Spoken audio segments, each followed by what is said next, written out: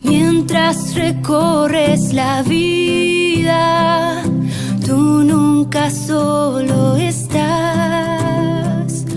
Contigo por el camino, Santa María va. Muy buenos días, amigos de Entre Nos. Caminando hacia Dios. Y otra vez felices Pascuas. Felices Pascua, aleluya, aleluya. Es más, hoy es 25, ayer fue Día de la Divina Misericordia. Esperemos que todos hayan celebrado en su parroquia y hayan rezado su coronilla de la Divina Misericordia, que aquí en Radio Encuentro la rezan muy bonita Muy todos bonito. los días. Y es yo diría que es una buena costumbre, pero más O que devoción. costumbre, la devoción. Esa es la palabra que estás buscando. Una muy buena devoción. Pero bueno, para seguir con nuestro programa, porque tenemos un video sorpresa además también, vamos a hablar de nuestro ¿Quién santo. es el santo de hoy? Mira, tú sabes que entre los santos me acordé, porque creo que fue el año pasado que hablábamos de Santa Cita. Ah, sí. ¿Te acuerdas de Santa Cita? Y la vi otra vez, yo dije, no, pero vamos a hablar de otro santo. ¿Y quién entonces es hoy? Santocito. No. Hoy vamos a hablar de San Pedro de San José Betancourt. Ok. Bien. Me imagino que él se llamaría Pedro Betancourt y se puso Pedro de San José. Sí, era religioso franciscano y fue fundador de la Orden de Nuestra Señora de Belén, o se le podría llamar también belemitas. Vamos a ver, el martiriologio romano nos habla que en la antigua, cerca de la ciudad de Guatemala, en América Central, San Pedro de San José Betancourt, religioso de la Tercera Orden Regular de San Francisco, que bajo el patrocinio de Nuestra Santísima Madre de Belén, se entrega ejemplarmente a la asistencia de huérfanos, mendigos, enfermos, jóvenes sin formación, extranjeros, condenados a trabajo forzado. Y esto fue alrededor de los años 1667. Su fecha de canonización, que además fue por el Papa San Juan Pablo II, es el 30 de julio del 2002. O sea que imagínate, en 1667 y lo canonizaron en el 2002. En el 2002. Yo me imagino que en los viajes de San Juan Pablo II, seguramente, porque además esto trajo mucha alegría para América, que es un santo, aunque nació en Tenerife. Pero bueno, vamos a hablar de su vida. Ah, sí, porque eso no lo habías dicho todavía. No lo había dicho ni viene todavía. Pues bien, San Pedro de San José Betancourt nace en Villaflor de Tenerife, esos son en las Islas Canarias en España. Nace el 21 de marzo de 1626 y muere en Guatemala el 25 de abril de 1667. O sea que propiamente hoy es su día de fiesta. Hoy es su día. Y además muere cuando tenía apenas 41 años, murió muy joven. Wow, sí. San Pedro de San José Betancourt supo leer el Evangelio, además con ojos de humildad, y vivió intensamente esos misterios de Belén y de la cruz, puesto que fue lo que lo orientó a él en todos sus pensamientos y acciones de caridad. Era hijo de pastores y agricultores y tuvo la gracia de ser educado por sus padres profundamente católicos, muy buenos cristianos. Y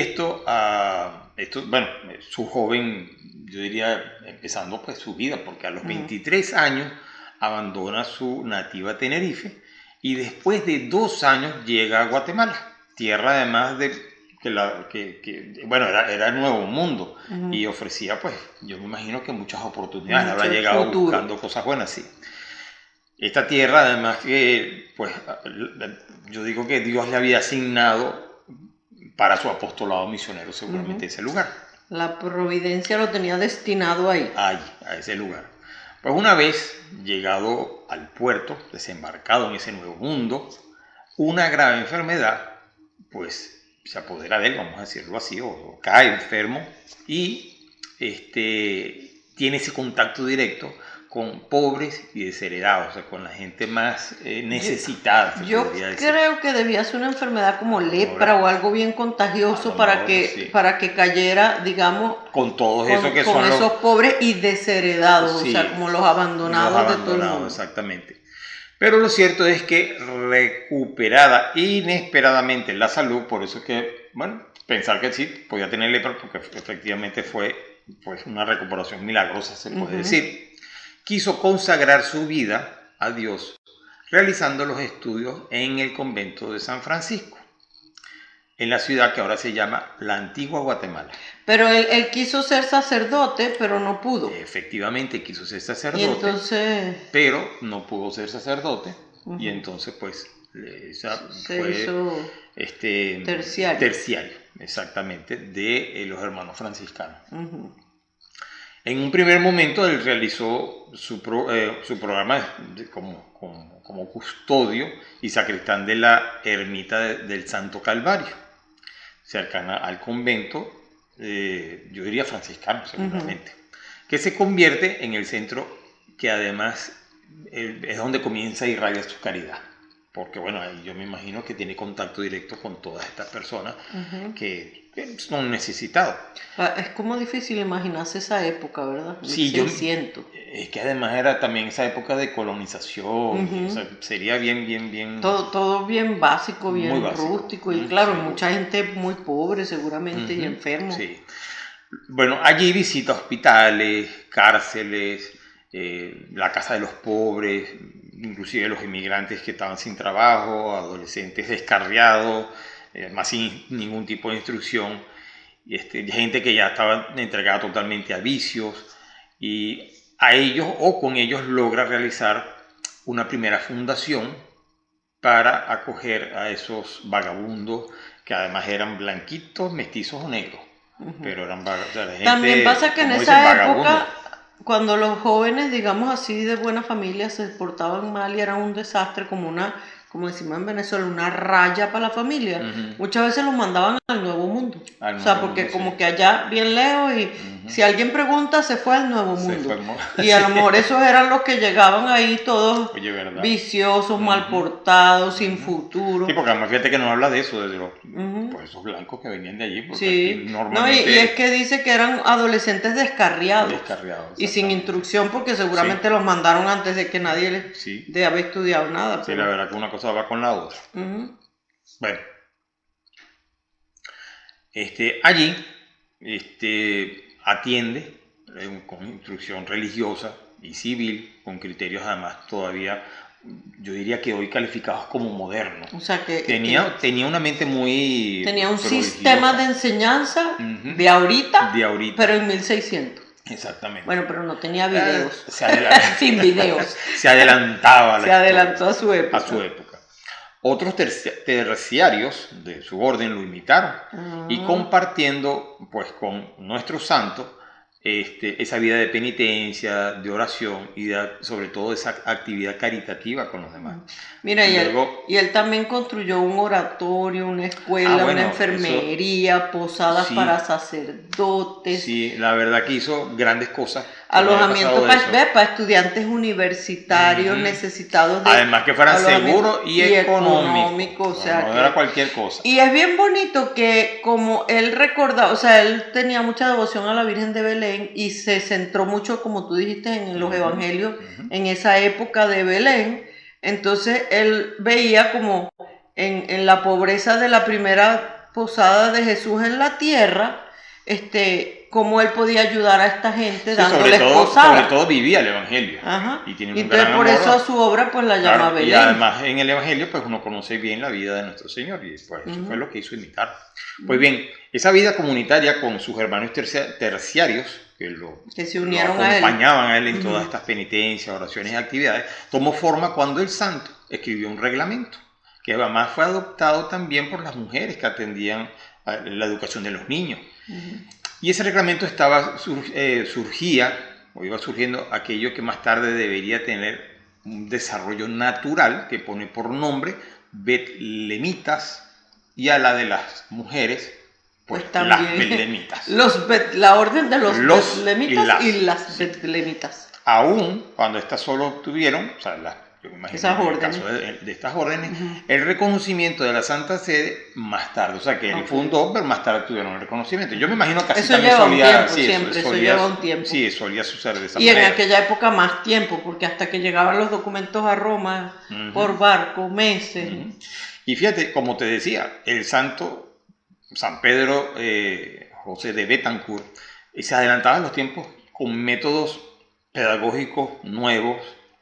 Además estableció servicios sociales que nadie se los imaginaba, además en esa época, que era lo que tú decías, como por ejemplo un hospital para convalecientes, donde además pues tenía a lo mejor, pues no sé, no tenía aparatos, pero... Yo creo que él era el San Vicente de Paúl, o sea, en las iglesias que tenemos la Asociación de San Vicente que ayudan que sí, a los pobres, a los necesitados, todo, él fundó unos servicios sociales. Y además de eso también escribía, y en esos escritos tenía además pues esa agudeza espiritual y esa profundidad inigualable, cuando me imagino espiritual, muy eso que te lleva a Dios, pues.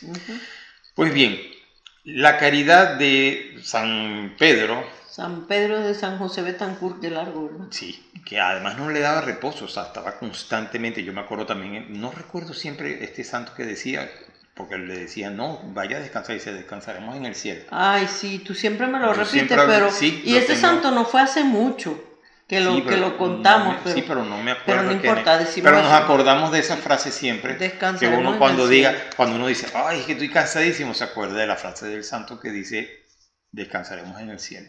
Bueno, lo mismo pasó con San Pedro de San José de Betancourt, porque él decía además que pues esa caridad no le daba reposo, y su esperanza y su fe lo mantienen en vigilia, o sea, estar pendiente de lo que estaba haciendo y pues pendiente de su gente. Además, atento, como quien dice, al dolor, al oído del dolor, vamos a decirlo así, al sufrimiento ajeno, sí. Luego era un hombre, además, sin techo y sin pan, que daba de comer al hambriento y vestía al desnudo. O sea, era alguien que ponía en práctica lo del Evangelio. Luego había algo bien importante, que acudía a los ricos. Y estos, además, pues se les acercaba y a ellos, por la caridad de este hombre, derretía el egoísmo de estas personas y encendía la generosidad de aquellos hombres. O sea que por eso dice que él, siendo un hombre sin techo y sin pan, daba de comer al hambriento y daba y vestía al desnudo. Claro, porque movía a otros a la caridad, sí. Y sobre todo que bueno. O sea que también a veces eso nos sirve cuando uno piensa, es que yo no soy rico, yo no tengo que dar. Pues a lo mejor yo no tengo, pero puedo mover a otros a dar, que uno conoce que bueno, se tienen. Bueno, no se trata de dar también, sino más bien es dar tiempo o dar uno de su trabajo. Cariño. Pues bien, nuestro santo muere apenas cuando, como había dicho anteriormente, muere cuando apenas tenía 41 años. El que en vida era llamado además y conocido por Madre de Guatemala. Eso me da risa, pero en Venezuela muchas veces decimos así, cuando alguien es muy bueno, dice, ay, esa es una madre. Sí. Sea hombre o mujer, eso no importa. Sí. Pues debe ser que en Guatemala también lo usan así. Sí, porque fíjate que le decían Madre de Guatemala. Sí. Y bueno, tanto hace que a más de 3 siglos de distancia, la memoria del hombre, o sea, de este santo, que fue además caridad. Caridad pura. Sí, caridad pura, es sentida grandemente. Y además viva y concreta en su nativa Tenerife, en España, pero sobre todo también en Guatemala y en todos los lugares donde se conoce su obra. Y nuestro hermano San Pedro de San José de Betancourt, fue beatificado, habíamos dicho canonizado, pero fue beatificado también por San Juan Pablo II el 22 de junio de 1980 y canonizado, para recordar, el 30 de junio del 2002 de julio por el mismo Papa, por San Juan Pablo II. Además fue, como digo, un acontecimiento de un gran valor pastoral y eclesial para Guatemala y para toda la América completa, pues, porque nada, es un santo de aquí, de nuestro continente, aunque haya nacido en Tenerife. Exacto. Pues bien, vamos a felicitar nuevamente a todos los que se llamen Pedro de San José. No, pero los que se llamen Pedro y también José, sí, porque era Pedro de San José. Sobre todo acordarnos de su gran, yo diría, esa caridad que vivía. Exacto. San Pedro de San José. Yo no sé si ahí se ve, para ver dónde es que está. Tú eres el que te tienes que mover para que se vea San José. ¿Dónde está San José? No sé, no, está para acá atrás. Ay, no, ahí ven un San José durmiendo. Aquí acostadito. Exacto. Oye, pero te moviste casi que la gente conoce. Sí, vale. Bueno, vamos a encomendarnos a San José con esta oración. A Pedro A de San Pedro de San José, perdón, ya viste, pues San José. Ya. A San Pedro de San José de Betancourt, en esta oración muy, pero muy bonita. Y vamos a encomendar. Que la escribió él. Era una forma en que él rezaba el Padre Nuestro. Pero es muy bonita y nos puede ayudar. Es muy bonita, nos ayuda muchísimo. Y vamos a pedirle que nos ayude también a ser caritativos y evangelizadores. Exacto. Y bueno, y sobre todo eso, el otro día creo que hablábamos de esos 5 minutos que le podemos dedicar al Evangelio. Fue lo que hizo él, además. Pero bueno, vamos con la oración, Betty. Ok, en el nombre del Padre, del Hijo y del Espíritu Santo. Amén. Padre nuestro que estás en los cielos, líbrame de todos los duelos. Santificado sea tu nombre, que Dios me haga en todo un buen hombre. Venga a nosotros tu reino, líbrame, Señor, de las penas del infierno. Hágase, Señor, tu voluntad, te sirva yo con toda verdad. Danos el pan de cada día, que sirvamos a todos con alegría. Y perdónanos nuestras deudas como nosotros perdonamos a nuestros deudores. A todos perdono por el Dios de mis amores. Ya va, para ver. A todos perdono por el Dios de mis amores. No nos dejes caer en tentación, líbranos, Señor, de todo mal. Ayúdanos, mi Dios, para a todos servir y a ninguno mandar, y en la vida nunca más pecar. Amén. San Pedro de San José Betancourt, ruega por nosotros. Y porque yo decía de Betancourt, si es San Pedro de San José Betancourt. Sí, bueno, porque muchos de los antiguos españoles tenían D. Sí, el único D que pero tiene me encanta, está muy bonito. Y esa final que dice, para a todos servir y a ninguno mandar. Sí. Me encanta. Mira, hay una cosa aquí que dijimos, perdona nuestras deudas como nosotros perdonamos a nuestros deudores. Esa era la versión antigua del Padre Nuestro. No antigua, o sea, era una versión, sí. Claro, o sea, se utilizaba anteriormente. Pero como esas palabras ahorita no se entienden mucho, por eso se cambió, se modernizó un poquito, con el mismo significado, no se le cambió nada. Pero Betty nos hace la aclaración. Perdona nuestras ofensas, claro. Bueno, vámonos a nuestro... Sí, porque no son las deudas financieras, no. Es las deudas a cuando uno ofende a alguien. Vámonos a la noticia, ¿verdad? Vámonos a la noticia, ya regresamos. La noticia del día. Bueno, aquí estamos con la primera noticia, que Roma es la sede del tercer encuentro mundial de los misioneros de la misericordia. Del 23 al 25 de abril, Roma ha sido la sede del tercer encuentro mundial de misioneros de la misericordia. Más de 400 misioneros de todo el mundo llegaron a la ciudad eterna para participar en las diferentes iniciativas organizadas por el Consejo Pontificio para la Promoción de la Nueva Evangelización. Entre ellas, la misa del Domingo de la Divina Misericordia ayer y la audiencia con el Papa Francisco. El misionero de la misericordia, signo de acogida, es el lema de este tercer encuentro. El evento organizado por el Consejo Pontificio para la Promoción de la Nueva Evangelización, como dijimos, estaba previsto inicialmente para la primavera del 2020, o sea, hace 2 años. Hace 2 años. Pero debido a las medidas para contener la pandemia del COVID no fue posible realizarlo. Ahora este dicasterio vaticano, encargado de gestionar y animar las actividades de los misioneros de la misericordia, puso en marcha esta iniciativa en cuanto fue posible. Los misioneros de la misericordia prestan un importante servicio a la Iglesia, especialmente como ministros del sacramento de la reconciliación, incluso en los lugares donde la presencia de católicos es más limitada, pues recorren muchos kilómetros para llegar a las distintas comunidades. De hecho, los participantes proceden de una gran variedad de países, como Argentina, Brasil, Colombia, Costa Rica, Venezuela, Líbano, Filipinas, India y Vietnam. También hay una presencia importante de África, Nigeria, Mali, Malawi, Kenia, Costa de Marfil, Ghana, Guinea y Camerún. En particular, hay algunos sacerdotes de Ucrania, para los que se obtuvo un visado especial para salir del país. Estos sacerdotes proceden de las regiones del oeste de Ucrania. Un gran número de participantes vienen de Estados Unidos y Europa. Y entre ellos, el padre Bruce Neely. Bruce Neely sabemos que se fue Que fue ayer. No, hace más días. No, creo que fue el viernes, si no mal viernes recuerdo. El viernes. Yo creo que fue el viernes. Antes del viernes creo que fue. ¿Jueves o viernes? Jueves o viernes. Jueves ¿verdad? o viernes creo que se fue. Y bueno, vamos a rezar muchísimo por él y todos los sacerdotes que están en ese encuentro con el Papa. Sabemos también del Padre Luis Toro porque lo ha dicho que también es misionero, de la misericordia. Y además esa sorpresa que le tenemos es del Padre Luis Toro. Bueno, muy bien. Bueno, entonces ¿cuál es la segunda noticia? Es que un sacerdote sobrevive a brutal accidente y habla de su resurrección en Pascua. El padre Dale Kinsler es un sacerdote de la diócesis de Fargo en el estado de Dakota del Norte en Estados Unidos, que en septiembre del año 2021 sufrió un brutal accidente de tránsito que lo dejó seriamente herido. Ahora, tras 6 meses de rehabilitación física, comparte cómo ha sido su resurrección en este tiempo de Pascua.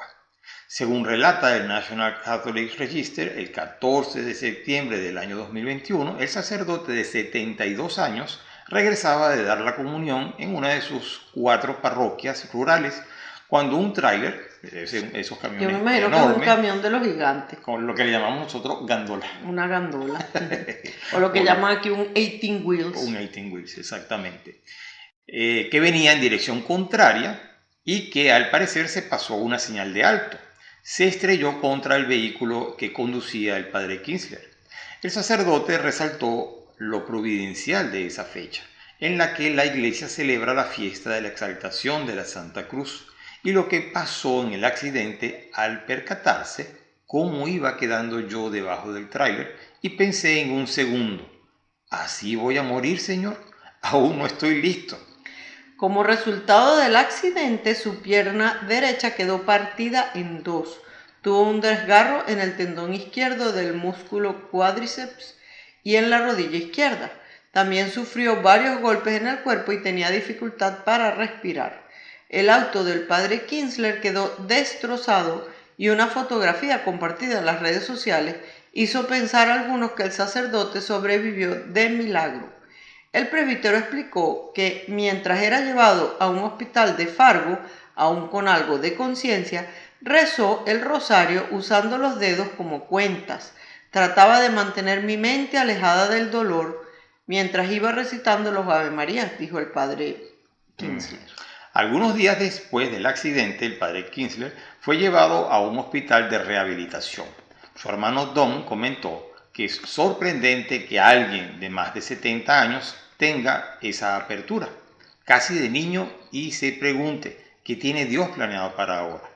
La rehabilitación permitió que con algunas ayudas, como una silla adaptada para él, el sacerdote pudiera caminar y volver a celebrar misa desde el 31 de octubre en la iglesia St. George en Cooperstown. O sea, un mes después del accidente. ¡Wow!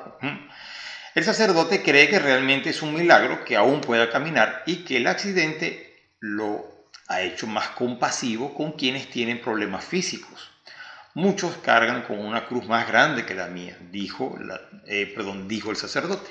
La terapia física concluyó en marzo y el sacerdote se prepara para participar en una carrera de ciclismo a finales de este mes. Imagínense. Con 72 años después de ese accidente. Y después de ese accidente. Sobre el accidente, el padre Kinsler comentó que ha servido como una gran sacudida para recordar que necesitamos ser muy serios y urgentemente con nuestra vida espiritual.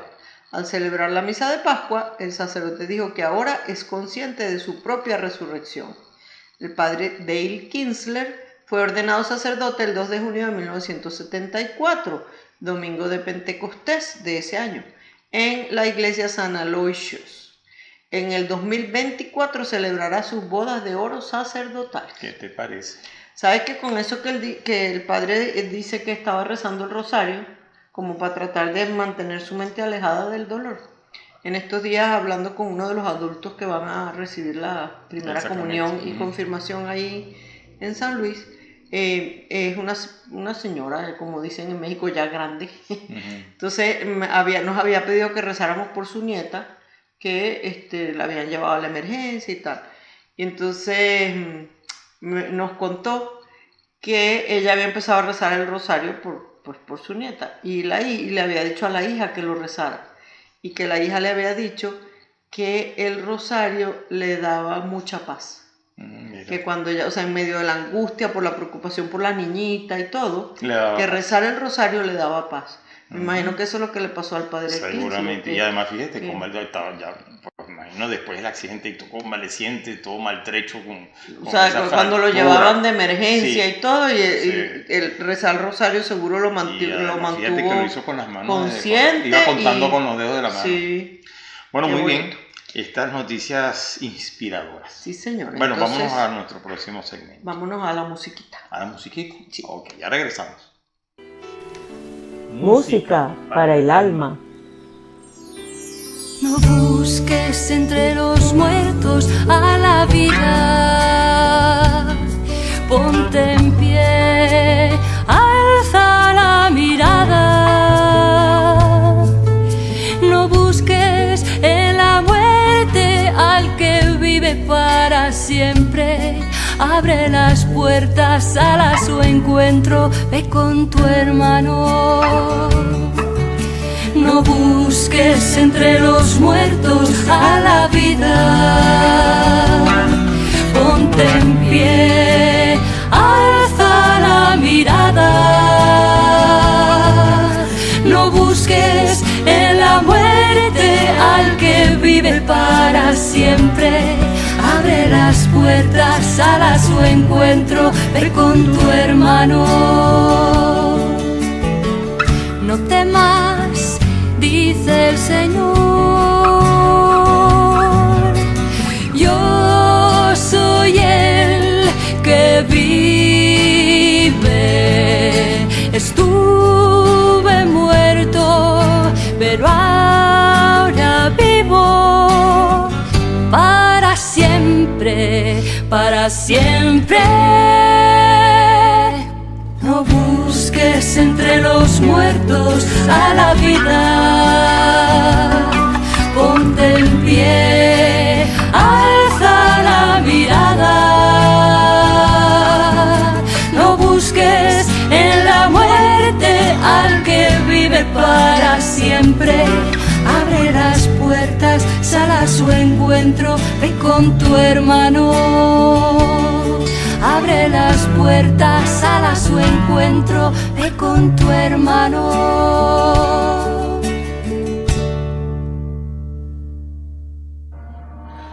Fórmula SE, Sagradas Escrituras, la fórmula para tu vida. Lectura del Santo Evangelio según San Marcos, capítulo 3, versículo 31 al 35. Entonces llegaron su madre y sus hermanos. Se quedaron afuera y lo mandaron a llamar. Como era mucha la gente sentada en torno a Jesús, le transmitieron este recado: tu madre, tus hermanos y tus hermanas están afuera y preguntan por ti. Él le contestó: ¿quiénes son mi madre y mis hermanos? Y mirando a los que estaban sentados a su alrededor, dijo: estos son mi madre y mis hermanos. Porque todo el que hace la voluntad de Dios es hermano mío y hermana mía y madre. Palabra del Señor. Gloria a ti, Señor Jesús. Este pasaje a mí siempre me ha gustado mucho, porque yo me imagino además que después nuestro Señor, después de haber dicho eso, por supuesto fue a su mamá. Habrá ido a besar a la Virgen. O sea, me imagino habrá terminado sus cosas. Pero tú sabes que a mí me gusta mucho, pues ahora, pero al principio y cuando chiquita lo leía, yo decía así como que, ay, pero qué feo. Me parecía como que bueno, estaba así como que renegando de su madre. Sí, a lo mejor uno pequeño pensaba eso, sí, lo más así seguro. Como que, ay, ¿quiénes son mi madre? Estos son mi madre. Así como que uno, uy, porque además a uno lo enseñaban a obedecer rápido. Si tu mamá te llama, anda prontito. Anda rapidito. Ajá. Claro, lo que uno piensa después es que dice, bueno, por supuesto, después de haber dicho esto, atendió. Pero fíjate, hay un dato curioso aquí primero, ¿no? En la semana pasada comentábamos el Evangelio donde decían que los familiares de Jesús decían que se volvió loco. Aquí distingue a esos otros parientes que decían que se volvió loco, aquí dice explícitamente la madre y los hermanos de Jesús. O sea que no son los mismos que en el evangelio anterior lo tomaban por loco. Exactamente. O sea, los otros eran otros parientes que yo me imagino primos terceros, quién sabe qué sería, No, parientes. o gente que a lo mejor, exacto, parientes, gente de la zona que a lo mejor pues... Y que a lo mejor decían, como estábamos hablando antes, que raya con este señor, nos está rayando aquí a toda la familia. Bueno, lo cierto es que aquí vemos que habla explícitamente de su madre y sus hermanos, cosa que lleva a mucha gente a confusión y sobre todo a los protestantes. Es impresionante porque se agarran de eso. De eso, pero antes de entrar en ese tema de los hermanos de Jesús, vamos a ver algo aquí que nos queda como relatada, señalada, una característica primordial del cristiano, y bueno, y del cristiano católico, por supuesto, que es la única y verdadera iglesia de Cristo. Sí. Y es el cumplimiento de la voluntad de Dios, que eso supone un parentesco con Cristo más estrecho, si se quiere, que el parentesco natural de sangre.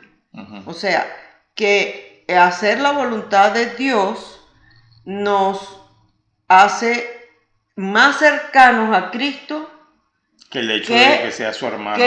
Que la sangre con nuestros hermanos de sangre. Entonces, y bueno, Jesucristo, o sea, somos parte de su cuerpo místico que es la iglesia, somos todos hermanos en él, entonces, y ese parentesco puede ser más fuerte que el de la sangre, ¿sí? Si de verdad nos unimos en comunión con Jesús en su iglesia, y bueno, con la comunión eucarística, imagínate. Exacto. Ajá. Por eso entonces en este pasaje que incluye la madre de Jesús, es muy significativo porque ella, con su sí a la voluntad de Dios, con su correspondencia al querer de Dios, pues prefiguró lo que debía ser la vida de todos los discípulos. O sea, entonces uno piensa cuando Jesús dice, ¿quién es mi madre y mis hermanos? El que cumple la voluntad de mi Padre que está en los cielos. Ese es mi hermano y mi hermana y mi madre.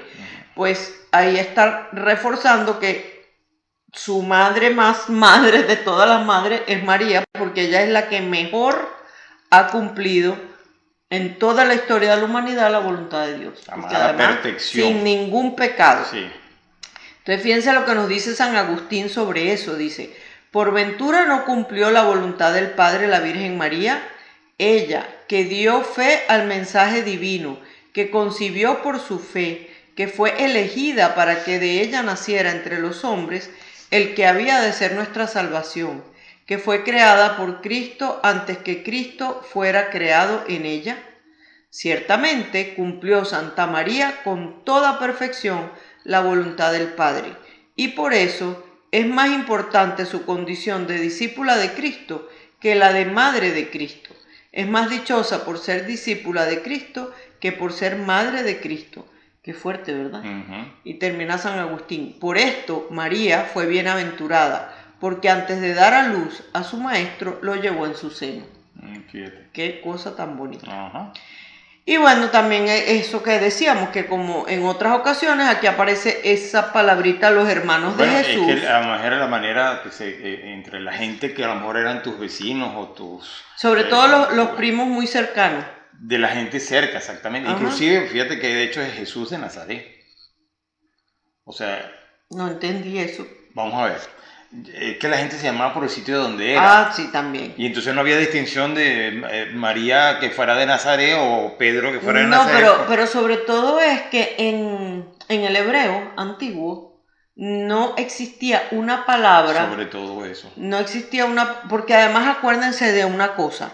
En una familia, el hijo primogénito, el mayor, era el que heredaba, digamos, toda la responsabilidad sobre la familia, el apellido, la herencia, todo.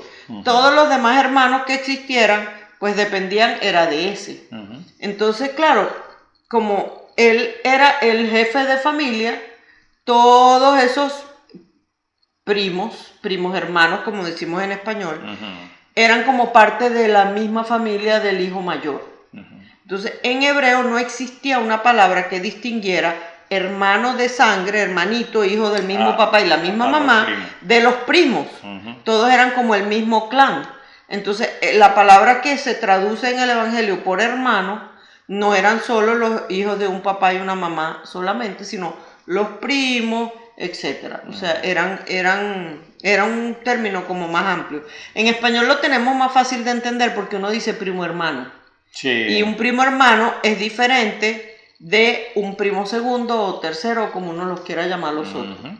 Pero entonces, esos pues muchos eran primos hermanos de Jesús. Bueno, para esto precisamente, más adelantico, porque ahorita todavía no he terminado, es que vamos a poner ese video donde el padre Luis Toro explica perfecto como esos no eran hermanos de Jesús, sino parientes, bueno, primos. Además, la iglesia confiesa uno de los dogmas acerca de la Virgen María es su perpetua virginidad. Entonces, por eso hay que aclarar el significado de ese término, de los hermanos y hermanas de Jesús, que es lo que estamos explicando. Entonces, siempre la iglesia ha entendido que esos pasajes no se refieren a otros hijos de María. Porque, por ejemplo, dice que Santiago y José, hermanos de Jesús, pero como vamos a ver en el video del padre Luis Toro, esos dos dicen que esos mismos dos eran hijos de una María, discípula de Cristo, que por ejemplo en Mateo 28:1 la llaman como la otra María, o sea que no es María la madre de Jesús. Entonces, bueno, eran parientes muy próximos. Eran parientes muy cercanos a él. Exacto. Y además, pues como tú decías, era una expresión, no había otra palabra. No había otra palabra. Pero mire, busque su Biblia y vaya ahí. Mire, busque su Biblia y vaya. Busque su Biblia y esté pendiente al video del padre Toro. Porque además él dice la cita bíblica. La cita y lo van buscando. Sí, y además lo curioso es que él hace este ejercicio es con unas personas separadas de la iglesia. Exacto, para explicarles a ellos. Para explicar con la Biblia de ellos. Entonces, pero oye, ahora que dice la Biblia de ellos, el otro día dije algo sobre, también a otro que se está preparando para los sacramentos, otro adulto, y entonces él está muy cerca de gente protestante y lo tienen confundido, por eso no había ido por los sacramentos, pero ahora se decidió. Y entonces él me dice, pero ¿cómo es eso de la Biblia de ellos? La Biblia no es la misma Biblia. Entonces yo les estaba explicando que o sea, la Biblia es una sola. Y de hecho, la Biblia es una colección de libros. Exacto. Esa colección de libros la compiló, la reunió la Iglesia Católica. San Jerónimo fue el primero que tradujo todos esos libros al latín. Y en el Concilio de Trento, en los años 1500, es donde se define, o sea, que es verdad de fe, cuáles son los libros inspirados por Dios que son parte de la Biblia. Los protestantes, como estaban en esos mismos años en el pleito con la Iglesia Católica, sacaron unos libros de allí. Entonces ellos dicen, o sea, la Biblia protestante tiene menos libros, está mocha. Bueno, y además que hay unas variantes. Ellos cambiaron expresiones. Sí, cambiaron expresiones para que, o sea, en realidad por la pelea con la Iglesia Católica. Pero no solamente eso, sino que tratas más bien es que como que se acomoden a mí. Que se acomoden a mí y a lo que yo pienso. A lo que yo quiero y a mi voluntad. Sí. Y no es así. No es así. La palabra de Dios es una sola. Es una sola. Y es la que nos enseña nuestra Santa Madre Iglesia, por esa iglesia fundada por Jesús. Por eso hay que tener cuidado cuando uno agarra una Biblia, busque ahí que diga que es la Biblia católica y que tenga la aprobación de un obispo, lo que se llama el Nihil Obstat. Porque también las traducciones pueden ser confusas. Sí. Si uno lee una mala traducción, le cambia todo el sentido, etc. Entonces, bueno. Y si tiene dudas, pues le pregunta a su párroco. Exacto. Bueno, muy bien. Vamos a ver el video y ya regresamos. Vamos a ver el videíto para que nos quede claro que era eso de los hermanos. Ese video nos entretiene. Ya regresamos. A cada uno. Aquí hay 2, 4, 5, 6. Ya llegó tarde el otro. Llegó tarde usted. Llegó tarde. Bueno. Léame los nombres de los hijos de María, según los protestantes. Dale. Jacobo. Jacobo. O Santiago. Lo mismo. José. José. Judas. Judas. No el malo. El bueno. Judas. Simón. Pero recuerden que eran 2 Jacobos, 2 Santiagos.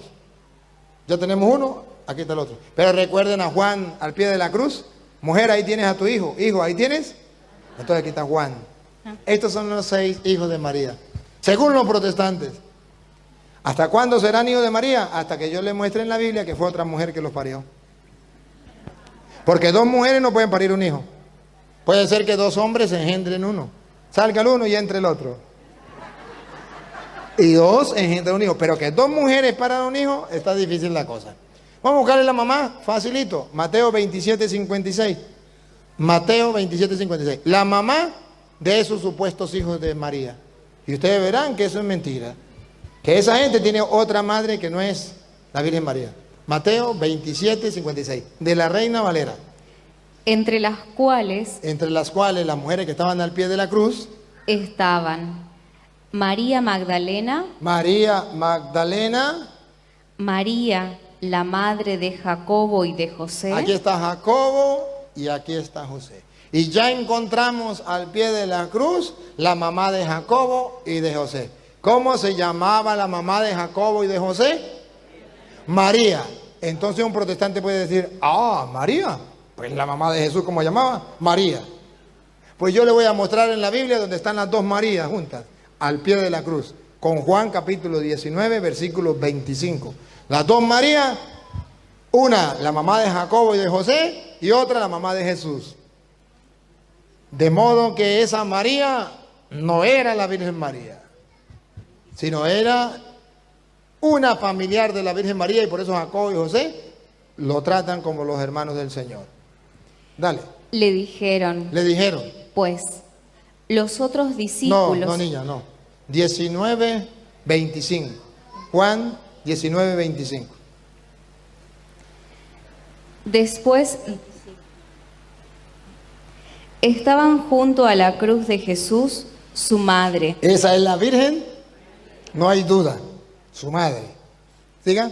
Y la hermana de su madre. Pero ahí había otra mujer que era hermana de su madre, y vamos a ver cómo se llamaba.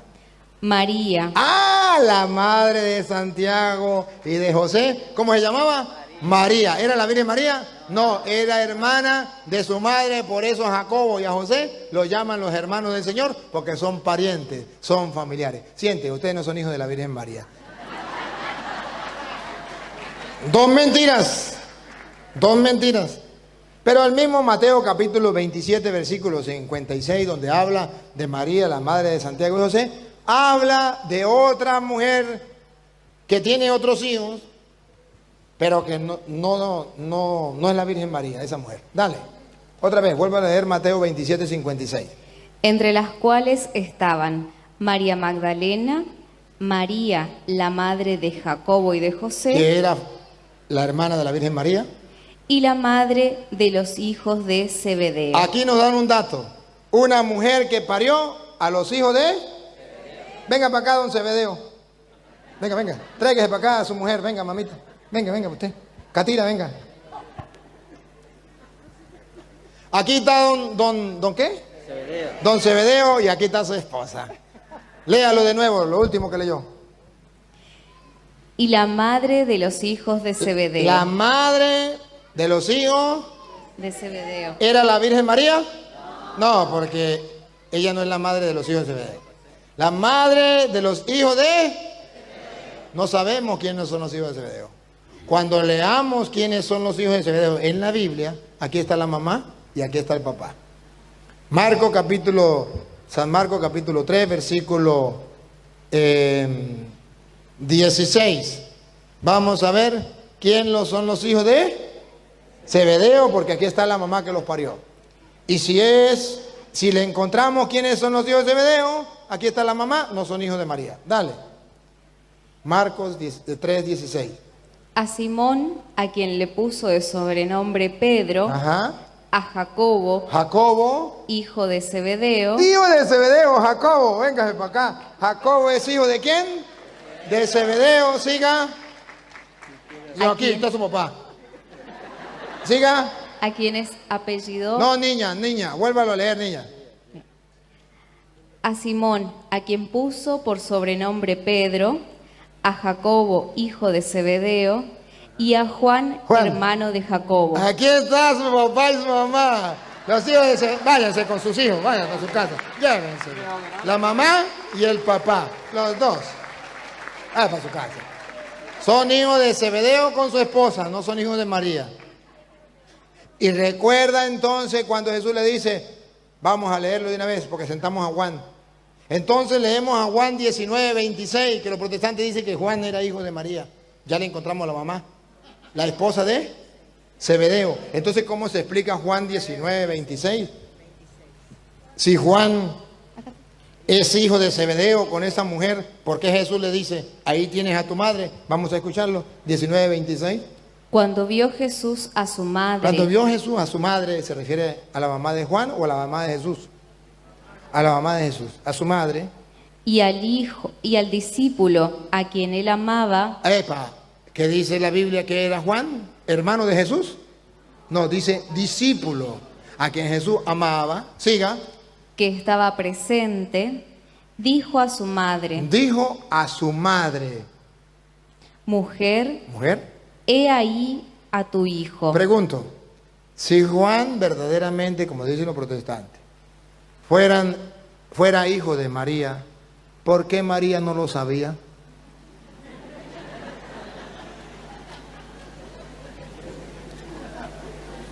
Usen el potre. ¿Por qué María no sabía que Juan era su hijo? ¿Por qué Jesús tiene que decirle, mujer, ahí tienes a tu hijo? Hasta ahora María se está enterando que Juan es su hijo. Antes no lo sabía. Ahí es donde teológicamente los católicos decimos, Jesús está dejando a María por madre a sus discípulos más queridos, que somos los católicos. Los menos queridos, los protestantes. Pero a los más queridos tenemos a María por madre. Teológicamente nos está dejando a María por madre. Porque María no sabía que Juan era su hijo. Y ya sabemos quién era la mamá, la esposa de Zebedeo.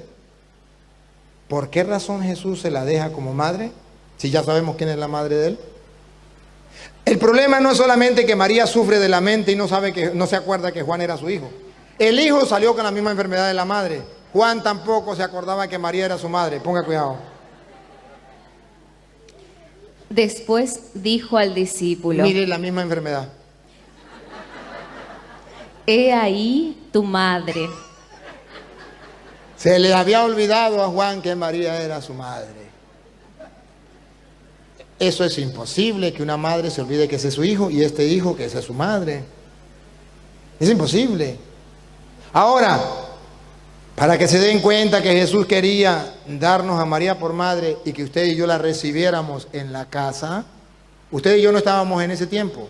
El único discípulo que estaba era Juan, nos estaba representando a nosotros. Como nosotros no estábamos, teníamos a alguien que nos representara. Estábamos en la persona de Juan como discípulo amado del Señor. ¿Qué hizo el discípulo de ese momento? Y desde aquella hora. Desde aquella hora, antes no.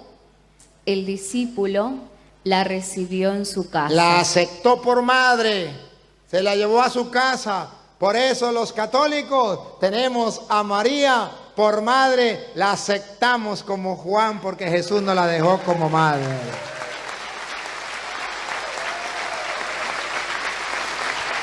¿Y saben qué es lo curioso? Que Jesucristo nos dejó a María por madre, a su mamá nos la dejó por madre en el capítulo 19 de Juan. Y en el capítulo 20, a su papá nos lo deja por papá. Nos regaló la mamá y ahora en el 20:17 nos regala el papá. Pongan cuidado. Aquí nos regaló la mamá, 19:26. Y en el 20:17 nos regala el papá. ¿Para qué nos regala la mamá? ¿Para qué nos regala el papá? Para que nosotros seamos verdaderos hermanos de Jesús. Por padre y por madre. Porque al unirnos a Jesús, su papá, nuestro papá. Su mamá, nuestra mamá. Entonces Jesús pasa a ser nuestro hermano. Escuche, Juan 20:17. Jesús le dijo, no me toques, porque aún no he subido a mi Padre. A mi Padre. Mas ve a mis hermanos y diles, subo a mi padre mire cómo nos lo deja por padre, pongan cuidado. Subo a mi padre. y a vuestro padre. ¿Ve que nos lo está dejando por padre? A vuestro padre. ¿Y quién es su padre? Siga. A mi Dios ¿Quién es su padre? Dios. y a vuestro Dios. O sea que nuestro Dios pasa a ser nuestro padre. ¿Quién nos lo dio por padre? Jesús. ¿Y la mamá de Jesús pasa a ser? ¿Quién nos la dio por madre? Entonces tiene lógica. Jesús es nuestro hermano. Entonces los protestantes que no tienen a María por madre no son hermanos de Jesús verdaderamente. Son medio hermanos, solo por padre. Nosotros por padre y madre. ¿Cómo lo ven?